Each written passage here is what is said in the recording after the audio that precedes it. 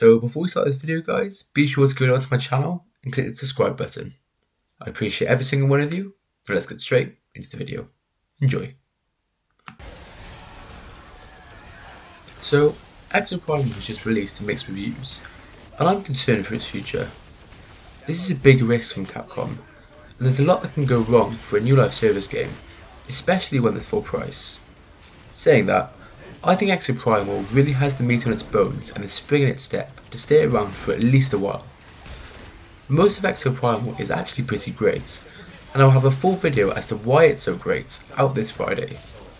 If you're interested to see that, don't forget to subscribe and check out some of my other videos in the meantime.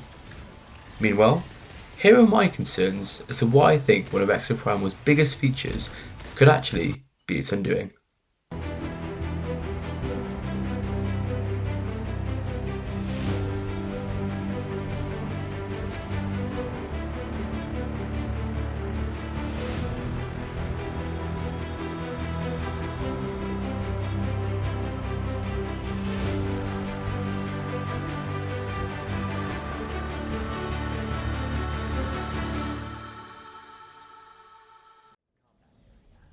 So, to really unearth what my biggest concern is with Exoprimal, it makes sense to first explain how the game itself works.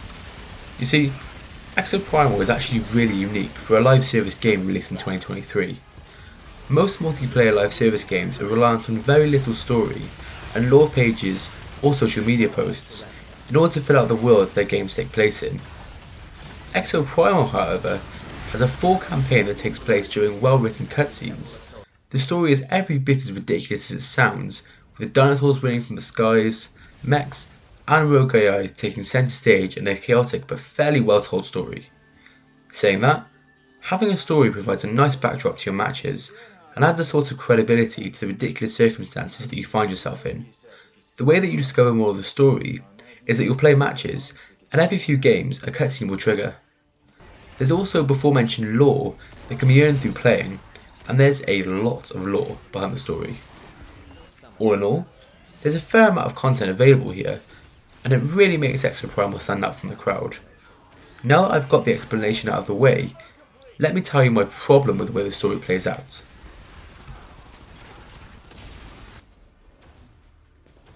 So, the problem with having a multiplayer game that develops with its story is that pacing can be a little bit of an issue. Here in Exoprimal, it really is an issue.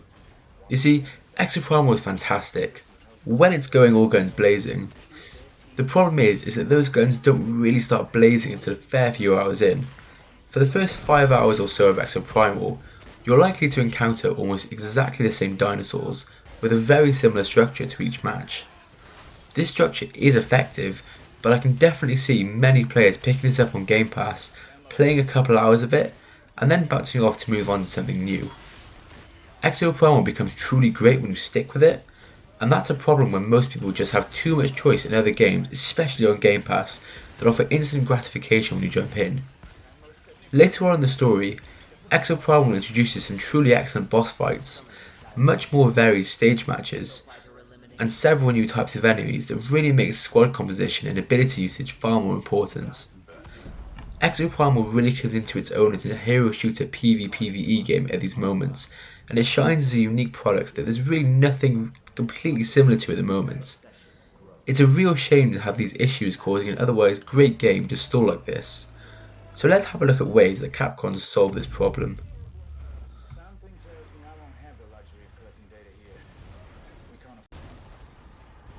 So, with a fairly low concurrent player count, and a smaller player base than most other popular multiplayer games, Exoprimal matches are far more likely to be a mix between lower level and higher level players. Why does this matter? Because when lower level players join a party in Exoprimal, the game guarantees that you play the missions from the first few hours of the game, with very little variation. In my opinion, this needs to go. I think that one way to solve this issue could have been Exoprimal launching with a boss rush mode, which is actually scheduled to arrive on July 28th. If this feature had launched with the game, high level players could have another option if they wanted to play the highly entertaining boss battles again whenever they wanted. Another option would have been having a separate queue for players in the level 10, sort of like a newcomers playlist. This would keep the players that haven't yet reached the skill threshold to play the more difficult stages in a separate pool so that they could get to grips with the game and make their way through the story before joining the main queue with the rest of the players. My final solution is a hardcore queue. If a hardcore queue for the most difficult missions was added, then it would add yet another option for players that had gotten to grips with all the game's mechanics and add another target for newer players to aspire to. These modes could even be buffed to be more difficult, and make yet another difficulty option, similar to Destiny's Nightfall queue. There could even be Grandmaster modes added in future. There are an abundance of options that could all be explored to add even more variation to the game, and I'm sure we'll see Capcom add several new modes in future. Subscribe to this channel if you'd like to see more of my coverage on Exoprimal, which continues Friday with my explanation of why Capcom's new game is actually far better than its reviews say it is. Let me know what you thought in the comments below, and let me know if you picked up Exoprimal on Game Pass or otherwise. Catch you guys in the next one. Bye bye.